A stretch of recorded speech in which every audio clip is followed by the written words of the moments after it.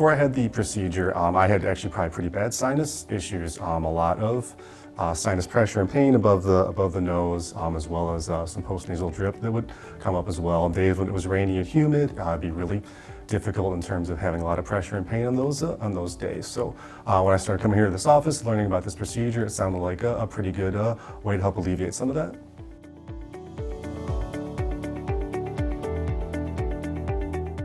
I heard about the procedure when I first started visiting here at the doctor's office. I first came in for a variety of issues. I had a really bad sinus infection in February 2020, and my sister recommended me visiting a doctor's office to kind of get it checked out here. And then from there, we kind of went through all of my symptoms that I was experiencing, and a lot of them seemed to align well with what the balloon sinuplasty helps fix. Hello, my name is Dr. Michael Freedman. I'm an ear, nose, and throat specialist in the Downriver area. When the inflammation doesn't go away, a traditional sinus procedure involves going to the hospital, being put under anesthesia, having tissue and bone removed.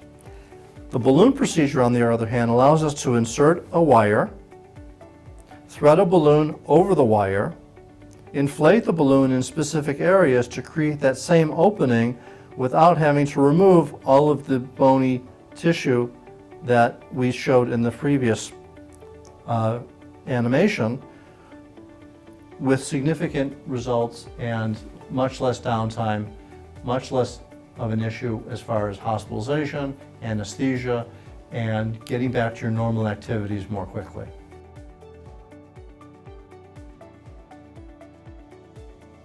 All right, so yeah, as far as what I experienced from the procedure, admittedly, my sinuses were not in great shape beforehand, so a little more severe for me as far as, some of the pain that first day. They do everything they can to numb you up the procedure, but there is still a little bit of pressure that you feel, and it's not the most comfortable thing in the world, but it's only for about an hour or so in terms of the length of time. As far as the timing for the changes to take place, for me, it took probably the first day or so was more recovery. Then the next couple days, you started to feel a little bit normal. So it probably took a week or two for it to finally kick in.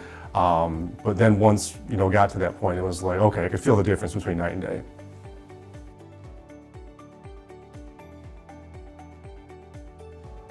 So my personal recovery process was I did this to friends and family to help out the first day or two just to be on the safe side. But then it was pretty normal after that. As far as resuming normal activities, I happened to have mine done before the 4th of July last year, and I didn't miss any barbecues or anything like that, so that was good.